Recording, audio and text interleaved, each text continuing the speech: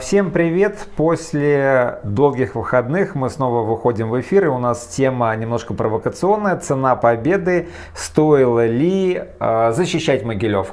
Евгений Балберов, мой сегодняшний гость. Добрый вечер. Добрый вечер. И с чего мы начнем? Начнем с того, что в 2018 году в России рассекретили документ под названием «Заключение Главной военной прокуратуры».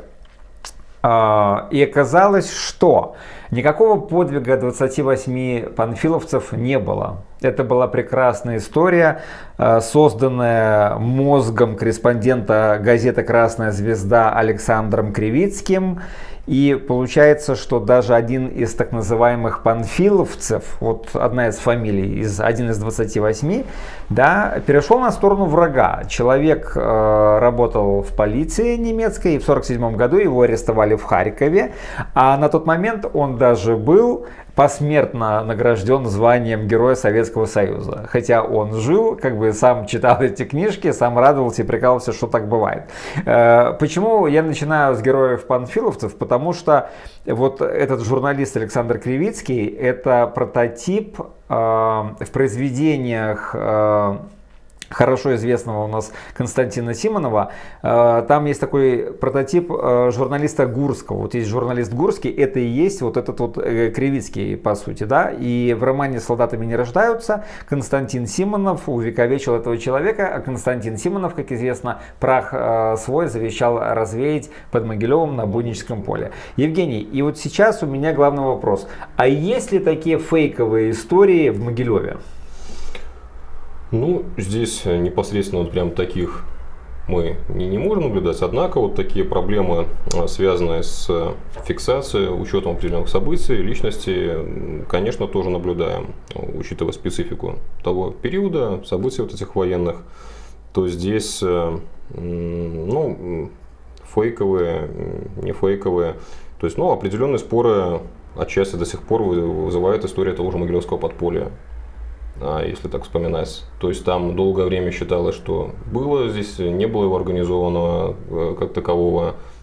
Считалось, что это миф-выдумка, потом вроде бы все утряслось, в 90-е годы опять тема поднялась, и ну сейчас как бы вопросы определенно остаются. Ну, насколько я знаю, в газете «Могилевские ведомости» кто-то писал очень долго письма, какой-то исследователь, и он утверждал, что история это была, но она полностью фальсифицирована. Да. Может быть такое? Ну, в те же 90-е годы где-то в моем архиве даже вот эти подшивки местной прессы остались. Тогда еще вот был жив один из руководителей так называемого тогда Комитета содействия Красной Армии Казимир Ильянович Метте, вот как координатор руководитель местных подпольщиков. Он даже, ну, там чуть ли не судился с местной прессой официально насчет вот, как бы клеветы, дискредитации, однако в тех же архивах КГБ до сих пор хранятся там и отчасти сведения об этих документах есть в свободном доступе, именно фрагменты дела о том, что тот же Казимир Юлианович был после войны, после освобождения осужден за измену родине. Хотя он считается руководителем подполья. Героем подпольщиков, да. Ну, у меня есть даже немножко личная история. Моя бабушка Евгения Архиповна Леневская, урожденная, на самом деле была арестована гестапо, ориентировочно 42-43 год, они жили на Струшне, и она пропала без вести. Учитывая, что она пропала без вести, ее как бы не нашли, получается, ее нету ни в каких ни книгах памяти, вообще просто нигде. При этом на Струшне весь район знал, что она была связной партизанского отряда, потому что она работала учителем немецкого языка, знала немецкий и могла передавать вот какую-то информацию. И знаю, что предателем оказалась некто Глазкова. Там тоже жила, и она сдала там чуть ли не 200 человек немцам на самом деле. Так что вот когда пишут, что можем повторить, друзья мои, надо помнить, что мы можем повторить вот и вот эту вот измену родине на самом деле. Евгений, я прошу рассказать вот эту душещипательную историю, которую мы обсуждали за эфиром. Друзья, реальная ситуация может быть, когда пионеры приходят чествовать погибших воинов к какому-то обелиску. Причем на обелиске написана фамилия воина, а он может живой стоять рядом. Как такое может быть? Ну, к сожалению, существует такая проблема в увековечивании памяти, как бы учете потерь, мемориализация. Первоначально она была вызвана, скорее всего, такими техническими причинами, потому что, да, не хватало документов, сведений, все. А в наше время, к сожалению, все это обросло формализмом, поверхностным подходом и всеми вот этими негативными моментами, которые заканчиваются тем, что, да, что мы можем повторить, как говорится, и вот прочим победобесием. К сожалению, до сих пор на многих наших мемориалах мы можем наблюдать такую картину, что, ну, например, на территории Могилевского района, в районе деревни Тишовка, есть воинское захоронение, да, оно официальное, да, это как бы бесспорно святое место памяти, там лежат защитники города Могилева, но так получилось, что в послевоенное время там были нанесены ряд фамилий людей, в частности, тот же капитан Гаврилов, участник Могилевской обороны, который остался жив. И даже, если не ошибаюсь, приезжал из места после, как бы, ну, наверное, был такой неловкий момент. Да. Себе тот же полковник Кутепов, командир 388-го стрелкового полка, точное место и обстоятельства гибели нам до сих пор неизвестны, однако в Могилеве он, как захороненный, числится на нескольких местах. Это тот же мемориал Нашмидта, Луполовский лагерь смерти, это, если я сейчас не ошибаюсь, Бунич либо Тишовка, вот, то есть опять. То есть он похоронен в нескольких местах одновременно. По факту не похоронен нигде. Так, это как бы может быть символическая могила? Вообще так можно делать? Либо это вот просто раздолбайство? Если бы речь шла о каком-то символическом таком акте упоминания, то есть какой-то, понимаем, то есть просто символически нанесли, чтобы помнили, как говорится, да, это совершенно справедливо, имеет место быть, но здесь речь идет о том, что, например, тот же Луполовский лагерь смерти, его, если не ошибаюсь, в прошлом году там еще была достаточно затратная реконструкция в очередной раз, показать, что вот у нас как бы все помнится и чтится, но если касаться списков людей, которые там увековечены, получается, что как таковых узников лагеря там практически нет. Там есть как бы и защитники, и освободители, и те люди, которых там в принципе быть как бы и не может, просто не совсем установленные граждане, хотя уже к этому времени, благодаря тому, что приоткрываются потихоньку те же архивы, Центральный архив Министерства обороны российский в Подольске, допустим, у нас уже в свободном доступе появился список именно военнопленных, умерших в нашем лагере. Их немного, их там, если не ошибаюсь, порядка 250, ну, может быть, чуть больше. А это какой-то новый список, да? Не могу сказать, насколько он новый, но просто в свободный доступ он вот в последние годы вышел. В принципе, сейчас через интернет, через вот все базы данных все это можно найти. И если бы действительно у нас серьезно и со всей ответственностью там, местные идеологи и прочие ответственные лица относились к вопросу увековечения, они бы как-то этот вопрос решили. То есть нанести список именно людей, которые погибли вот здесь, в этом месте, но это бы было действительно достойно. А так, перекладывая плиточку, крася все это, вопрос тогда, что мы помним, кем мы гордимся, что мы скажем нашим детям. Об этом мы еще поговорим. Друзья мои, у меня планшет работает, я забыл сказать. Кстати, ставьте лайки обязательно, делайте репосты и показывайте эту программу своим друзьям, коллегам, кому угодно. Да? Смотрите, можно оставлять комментарии и вопросы. И у нас уже есть первый вопрос. КВ задает вопрос, не стоило ли давать Могилеву звание города-героя. Но давайте, может, чуть погодя про это поговорим. Я хочу немножко другую тему затронуть. Пару лет назад, я думаю, что и в этом году это повторилось, скорее всего, я как-то шел в центре города кому-то в гости, да, и на дверях были такие маленькие, меньше, чем даже А5 объявления, наверное, А4 лист резали на 3 части, и была распечатка такого текста, что типа мы, учащиеся средней школы номер такой-то, помним, гордимся, там, любим ветеранов, бла-бла-бла, там буквально 3 предложения и все. Не знаю, зачем была проведена вот эта акция, расклейка этих объявлений, да, но по факту, когда спрашиваешь, вот, кто был, например, такой Романов, либо там, кстати, знаете ли вы, что в городе Могилеве есть улица Бакунина. Когда говоришь, что в Могилеве есть улица Бакунина, все офигевают, неужели... Известный анархист.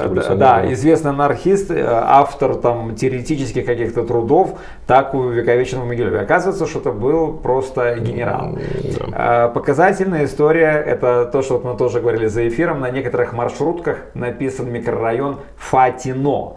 И многие гости города путаются, да, приезжают и говорят, что реальная история, кстати. Человек приезжает и говорит, что типа, у вас в Могилеве так классно, нету этих совковых названий, у вас есть микрорайон Фатино, это, наверное, что-то старожитное такое, да, когда-то было там Вёскать и еще что-то, да.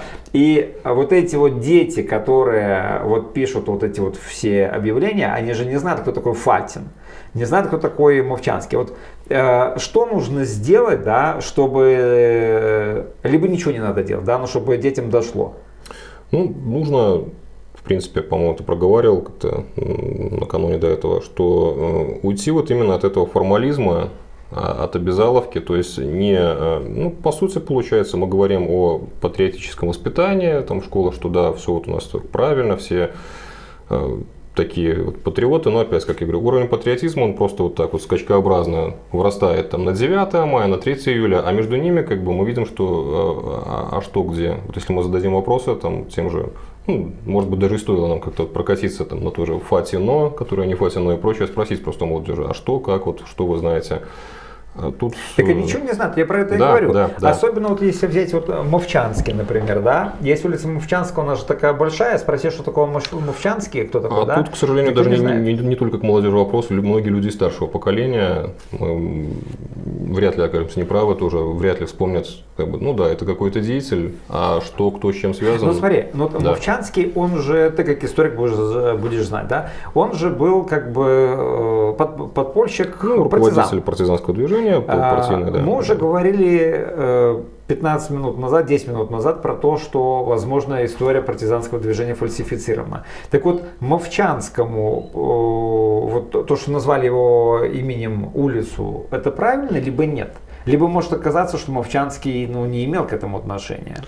Ну, скажем так, такие, наверное, далеко идущие выводы я бы пока не рисковал делать.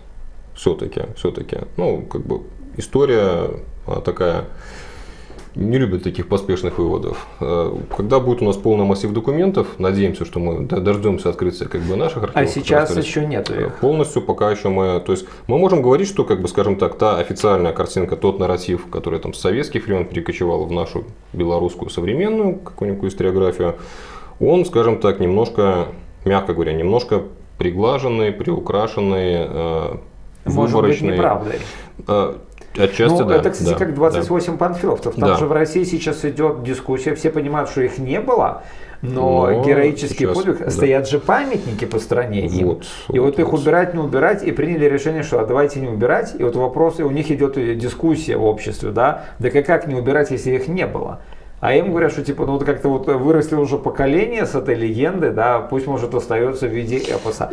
А вот что сделать правильнее?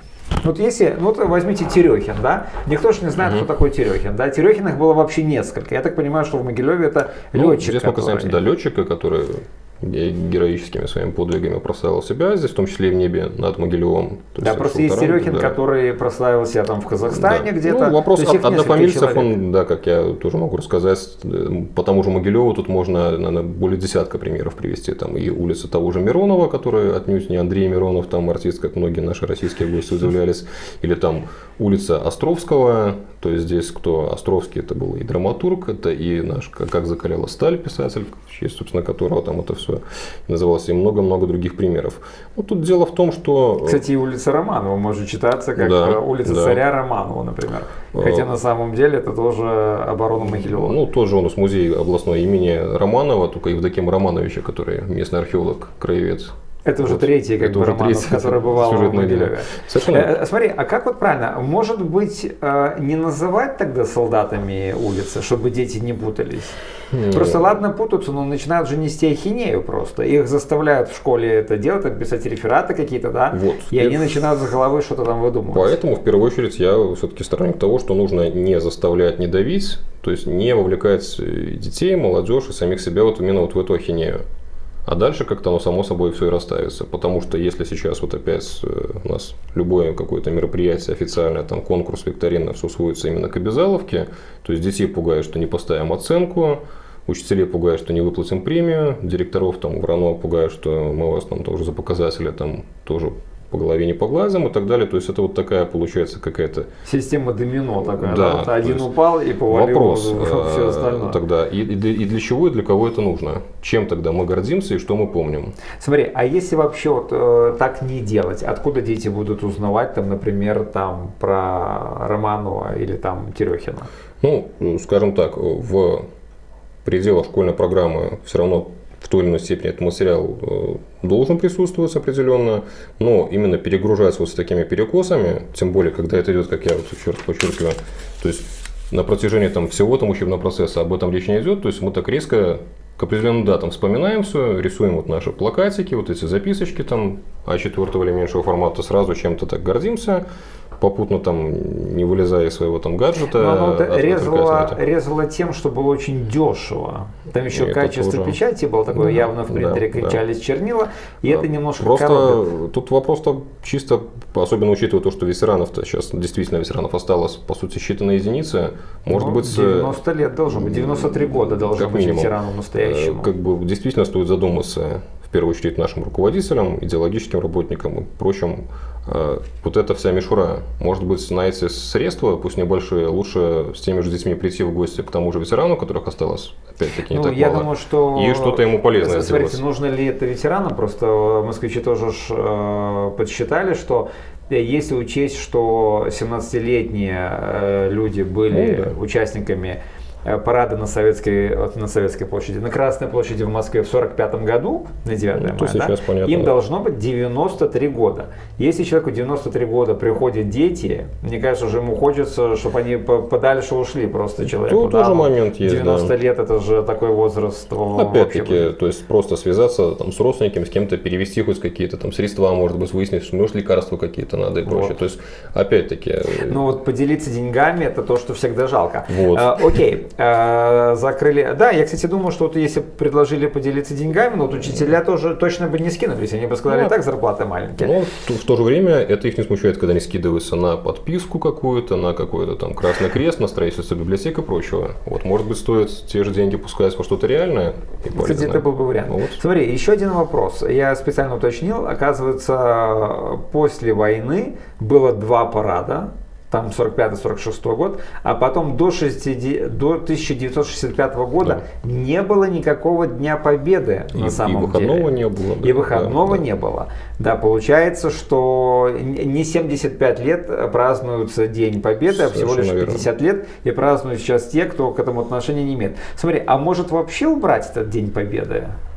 Не соглашусь, он определенно в любом случае, то есть даже когда, как говорится, наступят времена перемен, все хорошо, он должен оставаться, он просто, скажем так, должен обрести новое звучание. То есть это должна быть не вот это вот мы победили, мы помним, мы гордимся, то есть не мы победили, а наши предки, причем ценой больших жертв, потерь, крови, страданий. Смотри, а выходной оставлять?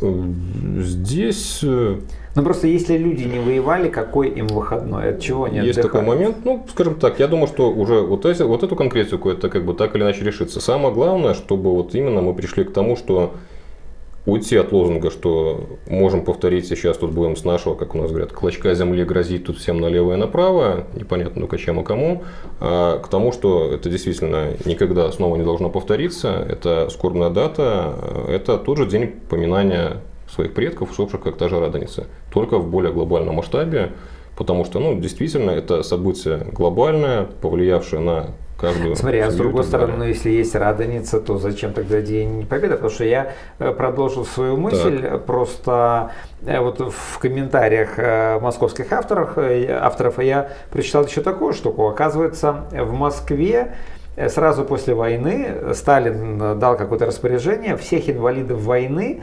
отправлять за 101 километр. Вот зэков, инвалидов войны.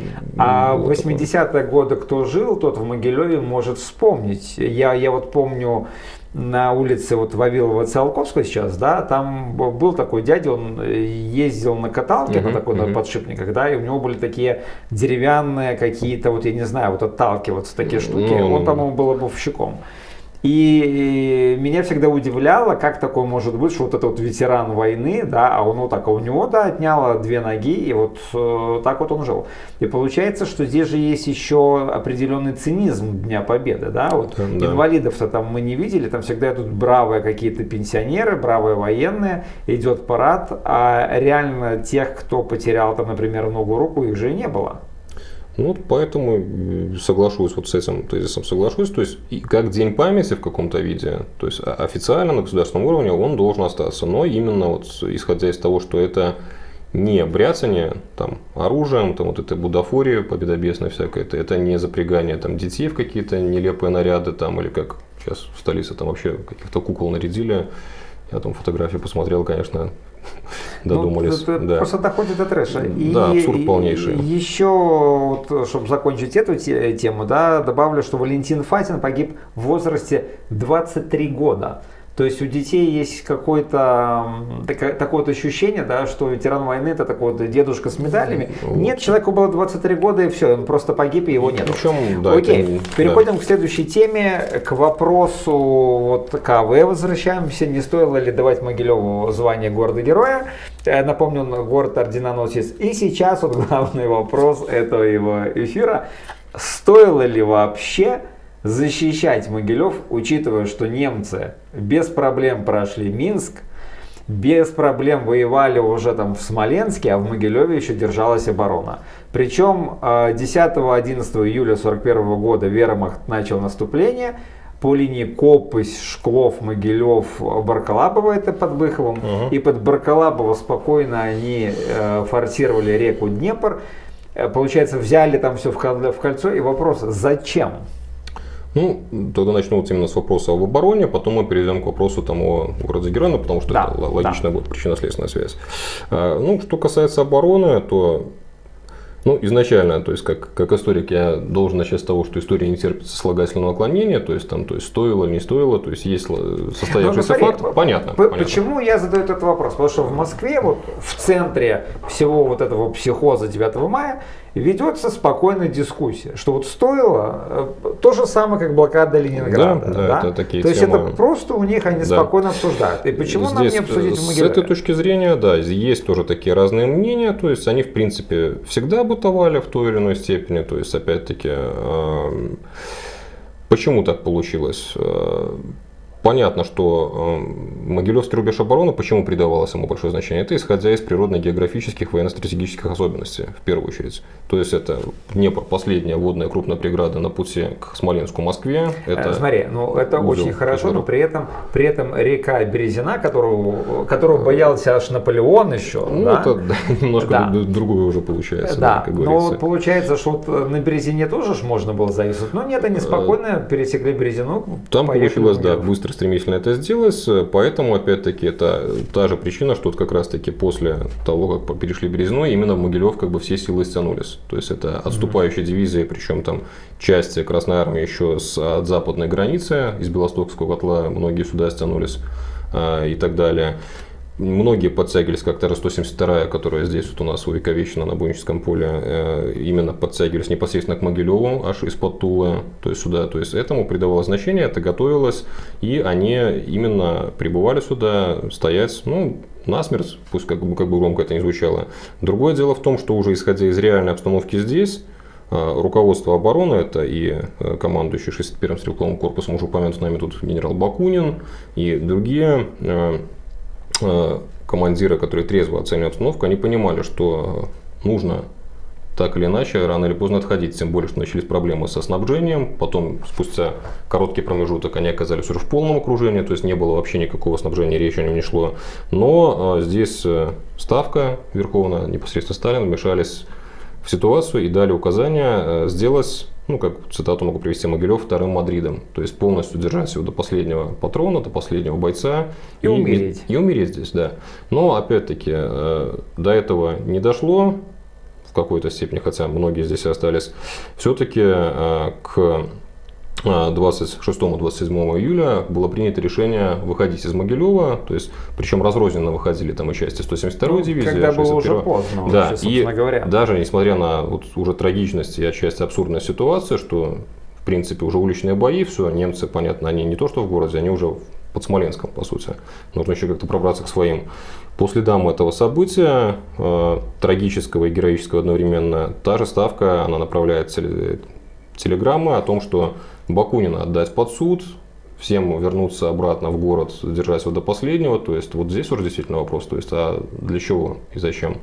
Ну смотри, получается, вот Бакунин тоже интересная личность. То ли ему вот называть улицу его именем, то ли объявить как бы предателями, негодяем. То есть получается на войне и то может быть вот, это как лотерея, я не знаю. Вот в том она и сложность ситуации и темы, связанные с войной, потому что как бы это совершенно особое состояние, как и бытия, и жизни человека, общества. То есть там, по сути, никакие законы вот обыденной жизни не действует. Ну смотри, вот про все это происходящее, да, 39 танков и бронемашин там подбили, за 14 часов длился бой, да, это все было описано в фильме «Живое и мертвое», и роман есть Константина Симонова, да, камень, которого вот дети не замечают сейчас, да, на самом деле он же камень, если его прах развеет, да, а дети ходят посмотреть на пушки, и там уже часовня есть, и в принципе как-то это вот симоновская тема немножечко уже угасла. Это тоже возвращается, я немножко вклинюсь как бы вот к нашей предыдущей теме, то есть тоже Буйническое поле вообще как бы по проекту архитектора Челенко и Барановского, когда в 1995 году открывали в первую очередь, вообще это место планировалось именно как парк памяти и скорби, а не какой-то такой местный там Диснейленд или филиал линии Сталина, то есть там техника, какие-то там вот эти вот филиал линии Сталина, вот так оно и сейчас получилось. Как бы такой вот. Смотри, а это реально то поле? Ну, это один из участков обороны, то есть он как бы максимально прилегает к Бобруйскому шоссе, то есть тот именно рубеж, куда стремились немцы на пути в Могилев. Но вообще как бы то, что удалось как бы еще в ходе и поисковых экспедиций, как вот, в ходе поисковой деятельности там обследовать с помощью немецких аэрофотоснимков в том числе, там именно на этом участке обороны это туда вот в сторону Тишовки дальше идет, за железное дорожное полотно, туда вот через Буйнище и так далее. То есть там на многих и многих километрах еще до сих пор лежат как бы те же защитники 1941 года. И, собственно говоря, летом 2020 года там вот одна из последних экспедиций больших прошла, там вот несколько десятков защитников было обнаружено. То есть имеется в виду останки солдат? Да. То есть они до сих пор не... Учитывая то, какие были потери, и по сути, когда уходили, хоронить-то, собственно, было некому, а мирные жители, то есть, как правило, этим, в редких случаях занимались, а обычно это просто запахивалось, оставалось как есть. Смотри, и вот поисковые отряды, они как действуют? Надо искать медальон какой-то, либо как конечно, основная цель это как бы, то есть для обывателя кажется, это там, да, интересно покопаться в земле, какие-то там железяки, а вот там сразу там вопросы про какие-то ценности. Для поисковика, то есть человека, который занимается военной археологией, касательно там Великой Отечественной войны, самое главное это попытаться там, будь то медальон, какие-то именные вещи, там те же награды, установить имя вот этого погибшего человека и постараться эту информацию донести до его близких, либо там на родину. Потому что это последнее, что мы можем действительно опять-таки сделать, чисто по-человечески для того, кто отдал свою жизнь как бы вот ради будущего. Смотри, тогда следующий вопрос, вот немножко я отвлекусь от основной темы. А насколько этично в Буйничах тогда строить микрорайон, вот прилегающий к этому полю? Здесь эта тема тоже достаточно широкая и уже такая... Там же уже церковь поставили, 9-этажек налепили. Кстати, в ходе строительства некоторых высоток того же микрорайона, тогда еще это, наверное, 90-е годы были, если не ошибаюсь, там тоже находили останки, в том числе некоторые из них там тоже... То есть, собственно, на останках бойцов, возможно, ставят машины сейчас. Да. Тут недавняя наша история, тут те же работы строительные на проспекте Мира, когда тоже довелось присутствовать и мне, там склепы вскрылись, кладбище, то есть, там ситуация немножко другая, то есть по документам захоронения перенесли еще там в советские времена, никто этим не занимался, просто положили трубы, плиточку поверху, сейчас это вскрылось, и сейчас ничего лучше наши чиновники, руководители не придумали, как, могилы и могилы, там ничего интересного, мы также сейчас плиточку переложим и будем дальше по ним ходить, там отдыхать. То есть скверик напротив Дома спорта, это как был кладбище, так и осталось. Да, соборное кладбище города Могилева. Поверху плитку то есть уложили. Так или иначе, где-то как-то мы собственно, и ходим по костям наших предков. То есть просто вопрос, скажем так, когда можно что-то сделать и что-то изучить. Затронули мы тему хорошую. Олсафа спрашивает, планируется ли еще продолжить поиски останков за Буническим полем. А Наталья говорит, что не День Победы надо праздновать, а скорее отмечать день скорби о погибших. Ну, то, о чем мы говорили, да. Смотри, планируется ли еще продолжать поиски останков за Буническим полем? Конечно, в любом случае это будет продолжаться. То есть сейчас у нас, уже, скажем так, я по ряду обстоятельств и причин от меня независящих уже в поисковом клубе ВИКРу областном не состою. Но это временная политическая проблема. Все это, все вернется на круги своя, как бы. Но мне кажется, сейчас никто и искать, скорее всего, не будет, потому что у нас настолько нестабильная политическая система, что все ждут здесь, скажем так, развязки. Пока как бы ребята и там будут заниматься, я уверен, тоже у них там много чего еще получится. Ну и другие тоже поисковые организации, в частности, сейчас я представляю военно-поисковую секцию Белорусского добровольного общества охраны памятников истории и культуры.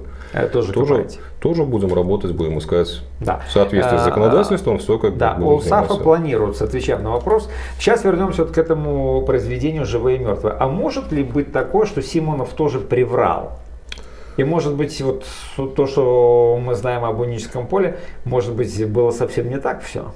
Здесь, скажем так, он как писатель, как журналист определенную долю, скажем так, художественного оформления, отчасти вымысла, то есть начиная от того, что... Творческий вымысел. Это бесспорно. Иначе это было бы не произведение литературы, а документальный какой-то дневник. Опять-таки у Александра Кривицкого вымысел был 28 панфиловцев.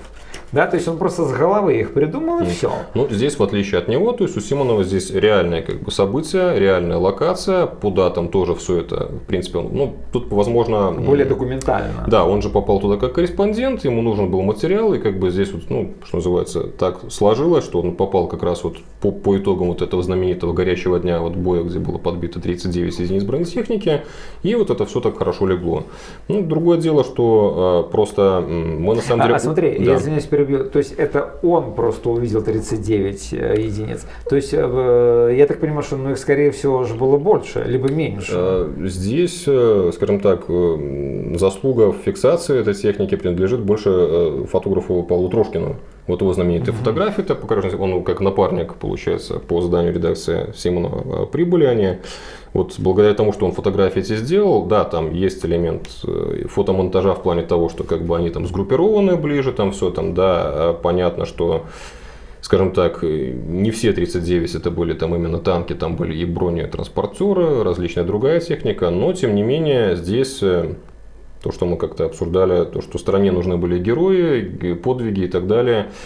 Важно было показать, это у нас сколько? Что такое бывает? Еще, по сути, начало июля, второй месяц войны начался, что можно бить немцев, бить их танки, что это вот успешно получается вот здесь, у бойцов под Могилевым. И это действительно как бы сыграло свою такую роль именно в поднятии того же боевого духа и так далее. От имени ненайденных останков солдат за Буническим полем я хочу задать вопрос, а вот стоило так вот держать это поле, либо вот стоило вот тех, которых вы ищете и выкапываете, да, может быть, жизни сохранить и отойти. Вот, я не могу понять, какую ценность представляет собой Могилев, учитывая, что немцы же все равно, как нож в масло, пошли практически до войны, а потом оказывается, что 28 панфиловцев, их тоже, оказывается, не было на самом деле. Здесь, опять-таки, это будет вечная тема касательно, наверное, любой войны. То есть это вопрос как бы долга, верности присяге, приказа. То есть, конечно, здесь даже документально, сейчас уже, когда приоткрылись архивы, как я говорил, есть свидетельство тому, что, как бы, в частности, под Могилевым были случаи и дезертирства, и самострелов, как бы членовредительства, и были, причем это не единичные случаи, когда красноармейцев приговаривали там военно-полевым судом там вплоть до высшей меры к расстрелу, то есть за какие-то вот такие поступки, проступки, то есть это тоже было. Поэтому, да, мы как бы должны помнить, что это как бы и героический подвиг был, но трагические страницы, то есть именно со всеми и как положительными, так и негативными моментами чисто человеческой какой-то вот сущности. То есть было и предательство, было и трусость, было и масса всего было. То есть это как в произведениях того же там Ремарка, Быкова, то есть именно война, какая она есть, а не такой, какой мы хотим видеть. Скажи, пожалуйста, время остается очень мало, да? Ну, давай ответим про город-герой, вот твое мнение. То есть вторая часть вопроса, ну, это вечная тема, бытующая еще, наверное, где-то вот там с брежневских времен, если раньше, что вот когда вот действительно вот пошла вот эта плеяда награждений. Ну смотри, вот если Минск город-герой, хотя Минск как бы взяли это немцы, столица Белорусской Советской Республики, нужно было как-то отметить, хотя по Минскому подполью еще больше вопросов, там это тема отдельной передачи, может быть даже не одной. Брестская крепость, герои, здесь это первый удар, это первый день, хотя здесь тоже опять-таки, возвращаясь к героизации, это большое спасибо писателю-журналисту Сергею Смирнову, который эту тему тогда буквально по крупицам поднял, потому что без него не было бы ни крепости, ни статуса героя. По Могилеву, здесь ряд моментов, то есть исходя из позиции того времени, наверное, посчитали, что как-то многовато будет для небольшой республики, пусть она и партизанская, и труженица, как бы чисто формально. Многовато, но вот с другой стороны, в Брестской же крепости фактически из 8 тысяч человек воевали, только 2000 остались. А поэтому героя дали не городу, а крепости именно. То есть официально крепость героя, а не город. Это единственный из всех случаев. То есть брестчане это как бы немножко отстой, а вот это, конечно, они обидятся, но что касается Бреста, она идет именно как крепость героя. Все остальные города, он был просто молодой и вот реально горячий, молодец, вот на нем все это просто, и держалось. Отбрасывая все вот эти формальные моменты, то есть какой-то там дележка этих наград, то есть кому там будет много-мало, тут есть еще и другой момент, что просто если уже так подходить, условно говоря, вот мы сейчас обсудили вот тех защитников Могилева, но по сути, отсекая там представителей народного ополчения, тех, кто стал под ружье без непосредственно военнообязанных, то защищали там Могилев не могилевчане, не местные, это были тульские, саратовские, татарские и украинские дивизии. А где героизм, получается, тогда местных? Раз. Второе, с подпольем. По примеру Минска можно было поэтому и не город-герой, собственно говоря, потому что могилевчане как бы и не воевали, получается. Одна из логических причин, да. То есть, не определяющая, но один из таких моментов, на что можно было тогда тоже сослаться. Собственно говоря, вот фамилия, что мы называли, да, там же вот Фатин. Но это уже освободитель Фатин, да, но ведь они же тоже как бы не белорусы. В большинстве тогда своем это понятно, люди, что это была большая советская страна. Не могилевчане, скажем так, да, условно говоря, не могилевчане, то есть, друзья мои, мы не город-герой, потому что большой вопрос к могилевчанам. Может быть, они все просто не без этого, прошли эвакуацию. Последний вопрос, вот у нас времени остается совсем 3 минутки. Скажи, пожалуйста, что с архивами? То есть, какой там гриф стоит, там 75 лет, 100 лет, то есть, когда можно будет историкам спокойно с ними работать? Здесь на самом деле все неоднозначно и непросто. В любом случае стоит, как бы мы ни относились к определенным там процессам и явлениям, большое спасибо сказать российским архивистам и историкам, то, что Центральный архив, он все-таки не просто приоткрывается, интернет, свободный доступ, большой массив, особенно там документов касательно там личного состава, списков, то есть сейчас каждый может найти своего родственника, не выходя из дома. Поэтому, поэтому вот, уважаемые наши телезрители, ко всем, то есть еще раз обращаюсь, вы можете там через сайты «Память народа», «Подвиг народа» ввести запрос, как бы это все бесплатно, ничего не нужно. Найти информацию о ваших там дедушках, бабушках, это, по крайней мере, интересно для всех, кто интересуется. Да, насколько я помню, «Эхо Москвы» даже давала рекламу, был у них баннер, и там прямо даже отсканированы вот эти вот старые советские документы. То есть, собственно, то, что было написано от руки. Мы как поисковики с этого и начинаем, как правило, свой поиск, то есть людям передаем информацию оттуда, дальше уже там дожимаем сведения там, по другим источникам. А белорусские архивы что? Да, собственно, здесь, что касается именно документов по войне, их не так, чтобы и много. То есть там личный состав, приказы, распоряжения, это все будет в Подольске. Раз. То есть в центральном архиве. Да, здесь есть моменты вот именно по оккупационному периоду и так далее. То есть то, что сейчас как бы лежит в архивах Комитета государственной безопасности. Ну а здесь, скажем так, надеемся, что придет время, и все-таки эти документы не будут полностью уничтожены, дождутся своего исследователя, и мы действительно узнаем еще много-много А смотри, вот сколько лет стоит, как правило, гриф на таких документах? Вот когда это может произойти? Тут дело в том, что какой бы гриф ни стоял, есть такая процедура, что этот гриф просто продлевается. То есть стояло там 70 лет. Ну, сейчас вот 75 лет прошло, то есть не факт, что пока это рассекретится. ну, то есть какие-то моменты они периодически, вот те же россияне, они выкладывают, но, как правило, это просто идет, как в принципе, небольшие дополнения к тому, что уже и так известно. Смотри, а почему? Потому что, опять-таки, будет вот развенчание мифов, то же самое, как в Бресте, да? Вот в Бресте же был совместный парад советской и фашистской армии, да, и есть фотографии. Просто пока фотографии не выкладывали, считалось, что этого не было. А когда предъявили вот документальное свидетельство, да, то получается, ну и то они рассекретили их, прошло там 70 там, или сколько лет, и получается, что сейчас ну, нельзя не признать этого. То есть, я так понимаю, то же самое может быть и в Могилеве? Ну вот, вполне что-то мы, может быть, узнаем еще дополнительно. Вполне. Ясно. Спасибо, Евгений. Времени у нас практически нету. Виктор Пшеничный пишет. А что надо было бы поступить как французы, задает он вопрос, так они могли себе это позволить, их не собирались истребить, опозорились и только. Ну, он имеется в виду то, что французы не воевали практически. Ну, здесь мы ни в коем случае как бы не говорим, что нужно было там не воевать, сдаваться, мы просто ну, попытались обсудить, то есть ценой настолько больших потерь, да, то есть как бы именно вопрос цены победы и цены нашей памяти. Друзья, мы просто попробовали прикоснуться к этой теме, которая в Могилеве табу, она как бы такая вот не провинциальная, считается, про это говорят в столицах, да, но вот мы попробовали про это говорить в Могилеве. Думаю, что продолжим, потому что интересно. Интересно было бы вот, например, историю подполья взять, да, если оно фальсифицировано, про это надо говорить, да. В любом случае. Это в следующий просто, в завершении сегодняшней нашей беседы я, наверное, просто для наших зрителей, слушателей сказал бы просто цитатой из Эдмунда Бёрка, это мыслитель, английский политик, известный весьма, о том вообще, что такое история. То есть мы сейчас вот спорим, разговариваем, но вообще, наверное, нужно отталкиваться от того, что история – это связь между